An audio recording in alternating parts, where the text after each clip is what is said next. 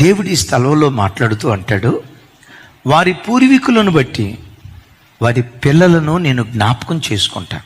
Sir, ఇశ్రాయేలీయులకు సహాయం చేశానన్న బాగానే ఉంది, మంచిదయ్యా, మాకు ఇబ్బంది లేదు. ఎవరిని బట్టి సహాయం చేసావు? అబ్రహామును.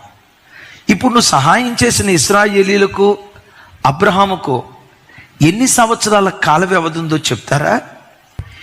ఇశ్రాయేలుని ఇక్కడ జ్ఞాపకం చేసుకునేటప్పటికీ ఈ ఇశ్రాయేలీయులకు అబ్రహాముకు ఎంత కాల వ్యవధి ఉందో తెలుసా? 2000 సంవత్సరాల కాల వ్యవధి. 2000 సంవత్సరాల క్రితం బ్రతికిన ఒక భక్తిపరుని భక్తిని దేవుడు గుర్తుకు తెచ్చుకొని 2000 సంవత్సరాలైనా వాళ్ళ పిల్లల పట్ల కనికరము చూపుట దేవుడు మానలేదు. అమ్మ ఝాన్సీ, మీ నాన్న పేరు తల్లి?